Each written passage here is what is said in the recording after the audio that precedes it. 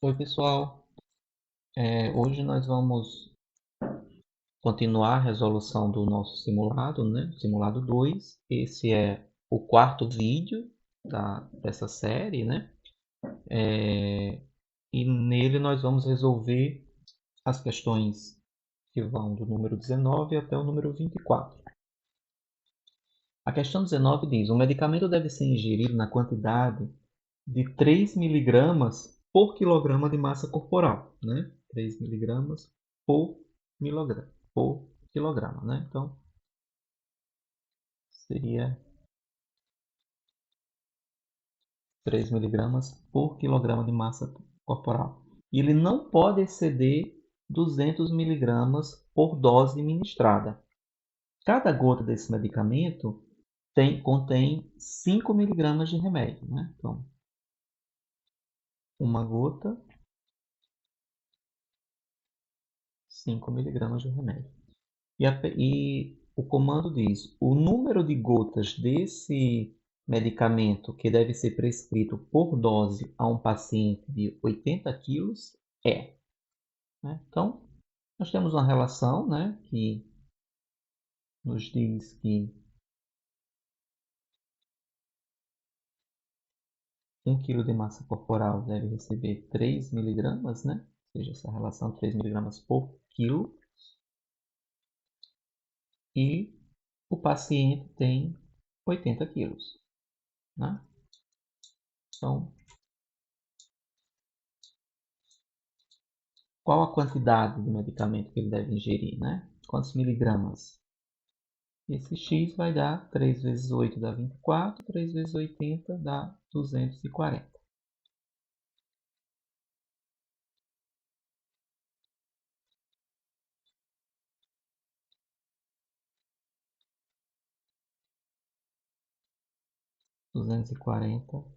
Miligramas.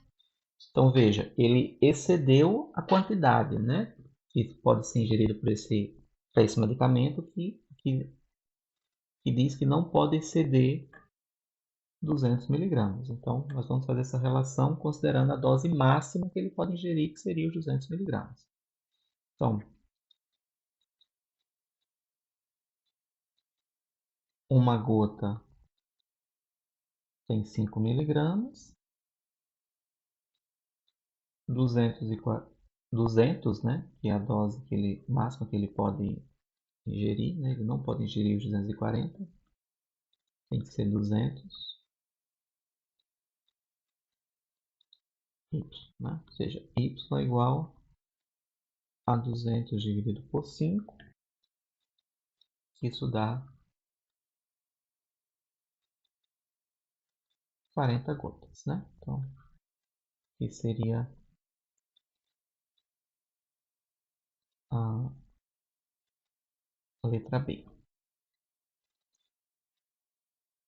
A questão 20 diz: uma grandeza x ela é diretamente proporcional às grandezas p e t e inversamente proporcional ao quadrado da grandeza w. Se aumentarem p de 60% do seu valor e diminuirmos t em 10% do seu valor, para que essa grandeza não se altere, devemos, né? Então, primeiro aqui ele trabalha essa questão de grandezas diretamente e inversamente proporcionais, né? E é importante a gente lembrar que quando a gente trabalha com grandezas, quando a gente vai montar isso numa equação, né? Está lidando com grandezas diretamente proporcionais, isso se trata de um processo de divisão. Então, dizer que x é diretamente proporcional às grandezas p e t, então eu posso montar na minha equação isso como sendo x dividido por P e T, uma vez que P e T são grandezas diretamente proporcionais com x, né? E quando a gente trabalha com a questão das grandezas inversamente proporcionais, isso significa uma multiplicação, né? Então, a gente poderia montar isso dessa forma, 1 sobre o w ao quadrado, né? Porque ele é inversamente proporcional à grandeza w, mas ao quadrado dessa grandeza, né? Então, 1 sobre W ao quadrado. Então, ele quer saber, né, para que essas grandezas, para que a grandeza x não se altere, ou seja, por que não acontecer alteração dessa grandeza, né? Porque nós vamos ter um x1, considerando essa situação geral, né? E depois nós vamos ter um x2 para a gente, quando a gente estiver trabalhando com essas modificações propostas, né? Ou seja, o P aumentar 60% e o T diminuir 10%. Então, se a gente pensar, ó, de forma geral, aqui para x1, né? Então, eu vou até reorganizar isso. Isso vai ficar assim, né? O modelo geral dele. PT sobre W ao quadrado. Então, essa é a nossa fórmula geral, que com base nela que a gente vai trabalhar essas situações, né? Então, para um x1, quando não ocorreu nenhuma modificação ainda, nós vamos ter um P1, um T1 dividido por o quadrado de W1, né? Mas o que é que vai acontecer? O P ele vai aumentar 60%. Ou seja, então eu vou obter um P2 que vai ser o P1 vezes um aumento de 60%. Aumentar 60% significa multiplicar, né, por 1,6. Né? Por outro lado, o T2, né, ele vai reduzir 10%. Então, eu vou ter o T1 vezes, se ele reduziu 10%, eu vou multiplicar por 0,9. Né? Então, agora nós temos a estrutura, né, as novas formas, né, do P2 para a gente colocar nessa fórmula do x2 aqui. Né? Até porque, né, o x2 seria P2 vezes T2 dividido por W2 ao quadrado. Né? O x2 seria, nós já sabemos quem é o P2, né? Que é P1 vezes 1,6 vezes o T2. E o T2 nós achamos que é T1 vezes 0,9. Né?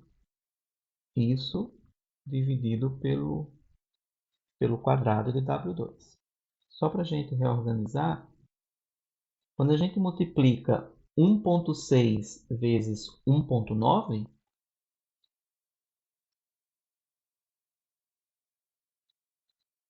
isso vai dar 1,44 P1 T1 dividido pelo quadrado de W2.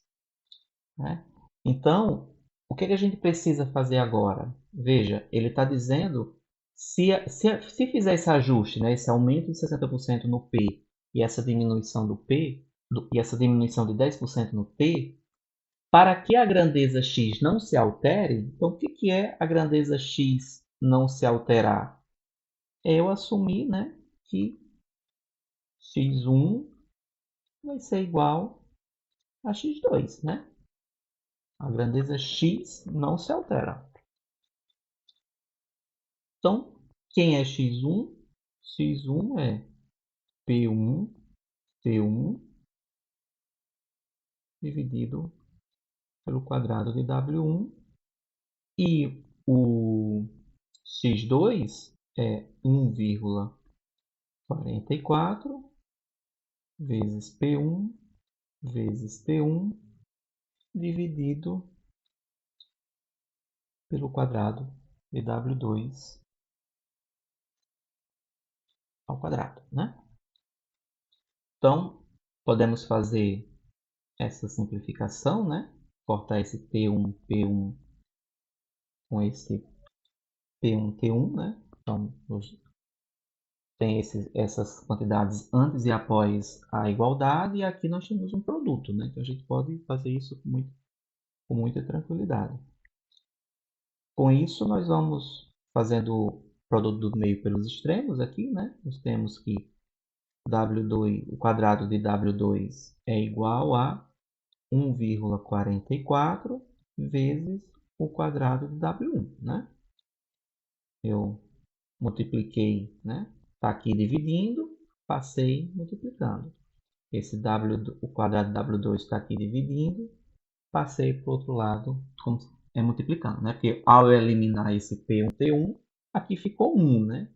Sobrou 1 dessa operação.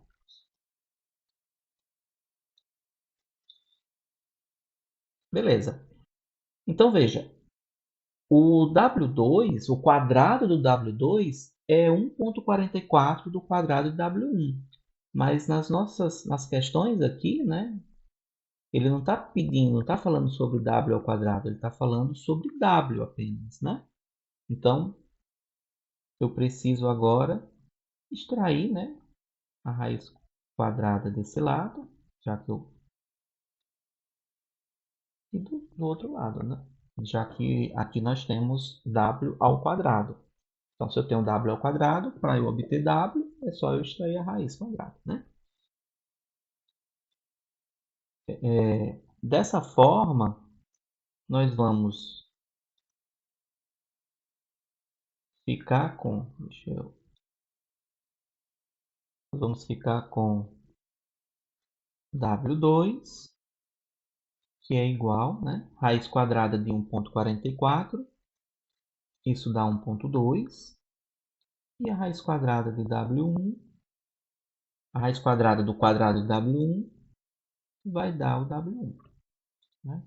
Então, veja, agora nós temos que o W2, né, que é o novo W após as modificações, ele está multiplicado, é o W1, mas ele está multiplicado por 1,2. O que é que significa estar multiplicado por 1,2? Significa que ele é 20% maior, né? Ou seja, o W2 é 20% maior que o W1. 20% maior que o W1. Por que a gente conclui isso, né? A gente já tinha falado isso lá em sala, né? Deixa eu só fazer um rascunho aqui. O que seria 1,2, né? 1,2 é igual a 1 mais 0,2, né? 1 mais 0,2 e 0,2, né? Se eu for para a gente representar isso em forma de porcentagem, né? Ou seja, dividido por 100, isso nada mais é do que 20 dividido por 100, né? Isso aqui vai dar justamente 20%, ou seja, aumentou 20%. Então, a gente está falando aqui da letra E.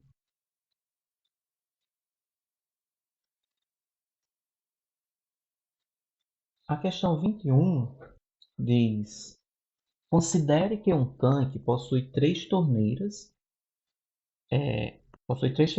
Para enchê-lo, a primeira gasta 2 horas, a segunda 3 horas e a terceira 9 horas. Com as três torneiras abertas simultaneamente, o tanque ficará cheio em aproximadamente... Então, essa é uma questão de vazão, né? Quando a gente fala em vazão, a gente está falando em volume pelo tempo, né? Volume pelo tempo. Então, o tanque tem um determinado volume que ele necessita de um tempo t para enchê-lo, né? E para enchê-lo, nós temos três, três, é, três torneiras, né? A primeira torneira tem a vazão, né? Ou seja, vai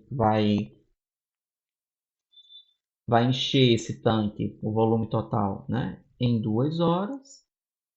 A segunda torneira vai encher esse volume em 3 horas e a terceira torneira vai encher em 9 horas, né? Então, nós temos essa relação, né? Entre o volume total, entre o volume do tanque, que requer um tempo T para ser enchido, né? E temos essas torneiras com seus respectivos tempos necessários. Individualmente, né?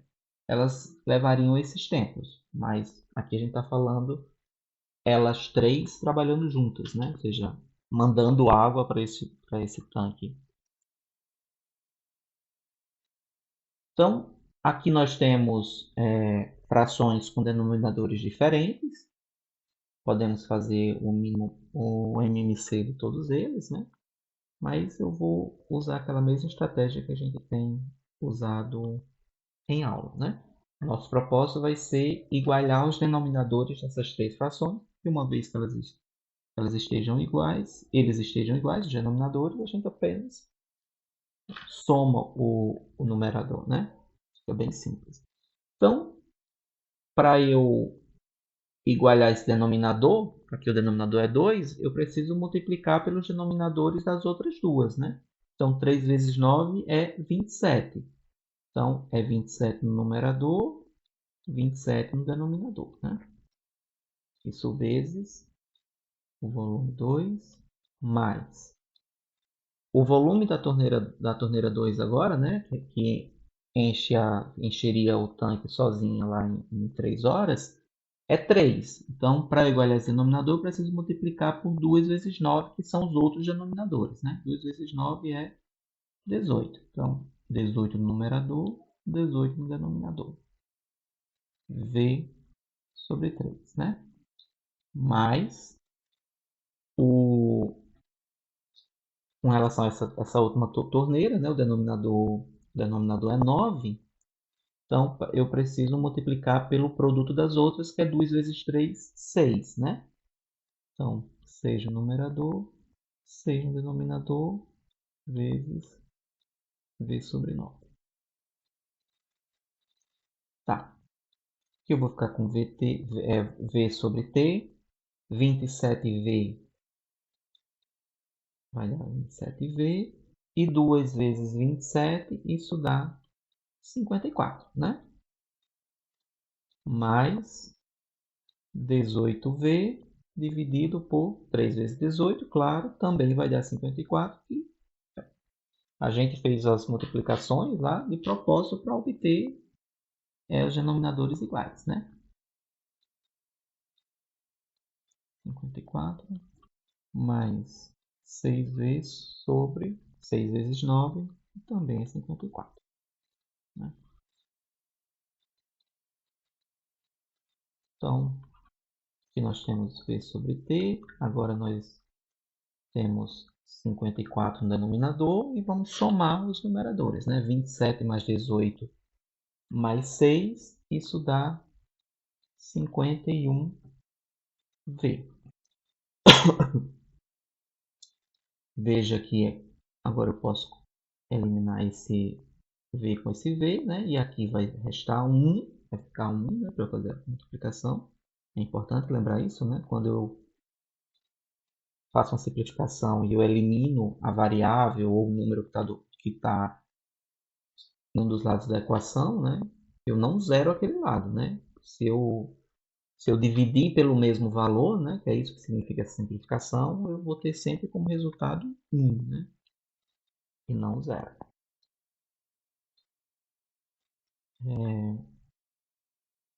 Então, isso aqui vai ficar 1 sobre t, que é igual a 51 sobre 54. Né? Ou seja, 51. Se eu comecei usando T minúsculo, agora eu botei o maiúsculo. Deixa eu padronizar.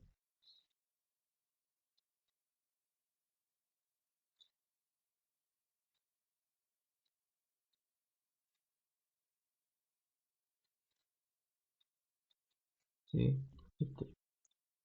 E aqui é 51T, que é igual a 54. Então, T vai ser igual a 54 sobre 51. T é aproximadamente 1,06, né? Veja, 0,6 o quê? 0,6 horas, né? Porque todos os tempos aqui eram 2 horas, 3 horas e 9 horas. Então, a unidade é hora. Então, dá 1,06 horas, né? E aqui as respostas que nós temos todas em minutos, né? Então, podemos fazer devemos fazer a transformação, né? 1 hora tem 60 minutos, 1,06 horas tem x. X é igual a 60 vezes 1,06. Isso dá aproximadamente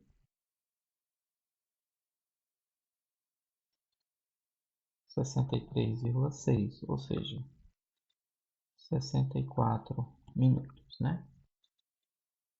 Veja, isso é importante aqui, chamar atenção para isso, ó. Veja que nós temos as duas opções, né? 64 na letra B e 63 na letra C. Mas veja que o x aqui deu 63,6. Então, esses 63,6 está mais próximo de 64 do que de 63, né? Então, por isso que aqui nós marcamos a letra B. Beleza? A questão 22 diz: o domínio da função f de x 1 sobre raiz de 1 menos o módulo de x menos 3 é um intervalo a B, né? Vai de A a B, e a soma de A com B é 6, né? Ele faz essa afirmativa, né? Então, é uma questão que explora o domínio, né? Trabalhar o domínio das funções. Então, nós temos aqui uma função que tem uma raiz quadrada no denominador. Então, nós temos uma restrição a esse domínio, né? Que tudo que está dentro dessa raiz tem que ser maior do que zero, né? Porque nós não podemos ter zero no denominador. Então, 1 menos módulo de x menos 3 tem que ser maior do que zero, né? Então, menos módulo de x menos 3, né? Tem que ser maior do que menos 5. Multiplicamos aqui por menos 1 para eliminar esse negativo, né? E com isso, ao fazer essa multiplicação, né? Se fosse uma equação, quando a gente multiplica por menos 1, a gente altera apenas o sinal, né? Mas aqui, como nós temos uma inequação, então, ao multiplicar por menos 1, eu preciso inverter o sentido do sinal. Ou seja, aqui está dessa desigualdade, né? O sentido da desigualdade. No caso aqui é maior que, né? Então, se eu for inverter aqui, se está maior que, vai ter que ficar menor que, né? Então, vai ficar módulo de x menos 3 menor do que 5. Então, a gente chega numa inequação modular, né? E a gente resolve isso assumindo que o que está dentro do módulo é menor do que 5 e é maior do que menos 5, né? Então, isso aqui vai ficar x menor do que 5 mais 3, né? Eu vou passar, né? Aquilo que a gente já discutiu tanto, né? A gente usa sempre passar, mas sabemos já qual é a operação que a gente faz aqui, né? Mas a gente passa esse menos 3 que está negativo, vem para o outro lado positivo, mas aqui a gente vai fazer nos dois sentidos, né? A gente vai pegar esse menos 3 vai trazer para cá, vai pegar esse menos 3 e vai trazer para antes, tanto para depois da desigualdade como para antes dessa desigualdade, né? Então aqui vai ficar menos 5 e o 3, quando passa, ele vem positivo, né? Então, x ele fica menor do que 8, né? Que é 5 mais 3.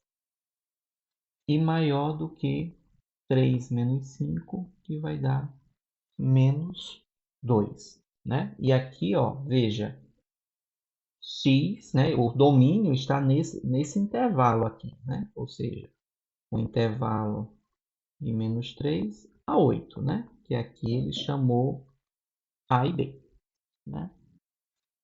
E ele diz que a soma de A e B é 6. Ou seja, se eu pegar menos 3 mais 8, isso dá igual a 6. Menos 3 mais menos 3, menos 2, né, pessoal? Espera aí. Aqui é menos 2. 3 menos 5 dá menos 2.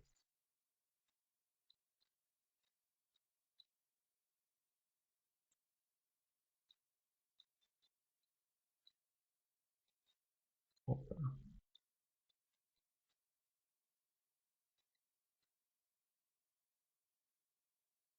Então, menos 2 mais 3, isso dá 6. Então, sim, somar A mais B dá 6. Isso é verdadeiro, né?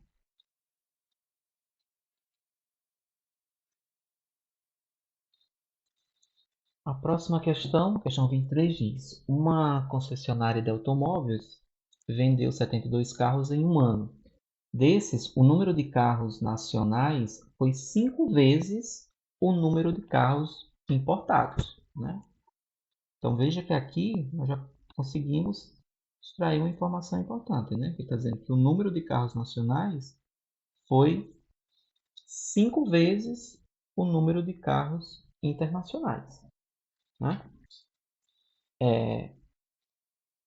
Importados, né? E o lucro da venda de um carro nacional é de R$ 2.000 e na de um carro importado é de R$ 2.800. Então ele está dizendo que ele está afirmando, né, que o lucro obtido pela concessionária foi de, ele está dizendo que foi R$ 153.600, né? Então a venda desse carro, né? Nós sabemos já que os nacionais foi 5 vezes o de importados, né? Temos I como importados. E nós sabemos lá, né, que foram vendidos 72 carros, ou seja, N mais I foi 72, né? Sabemos quem é I, que é 5I mais I, isso é igual a 72. 6I mais I, nós temos 6I, que é igual a 72, e é igual a 72 dividido por 6, isso dá 12, né? Isso dá 12. Então, I é igual a 12. Se I é igual a 12, e nós temos que N é igual a 5I, o número de carros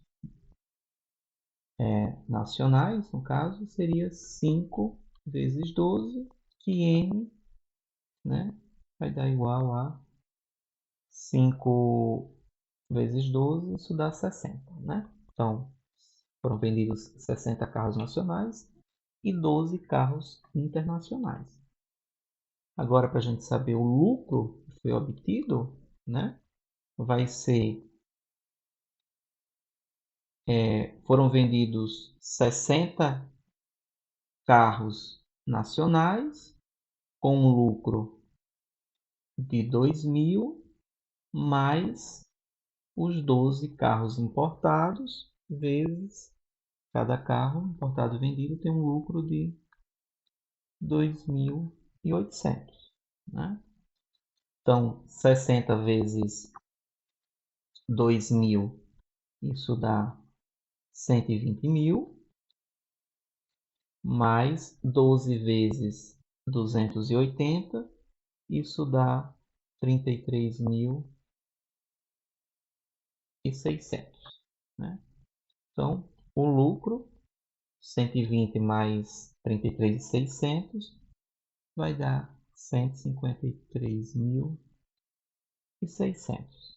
reais, né? É justamente o que ele afirmou. Então, temos aqui a alternativa verdadeira, né? E como a nossa última questão desse vídeo, né, ele está falando que a única solução da equação linear 3x mais 4y menos z, isso é igual a 6, ele está dizendo que é 1 menos 1 e menos 7. Então, veja, né, que aqui ele está trabalhando no R3, né, nós normalmente nós trabalhamos, né, comumente no R2, né, ou seja, o que é R2? Nós temos dois eixos, né, o eixo do X e o eixo do Y, né. Aqui ele está trabalhando no R3.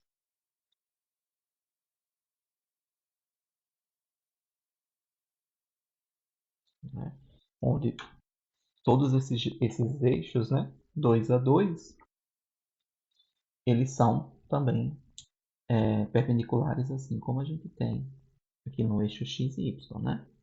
Então, como se a gente tivesse x, y e z, né? Primeiro seria x, o segundo y e o terceiro aqui o eixo z.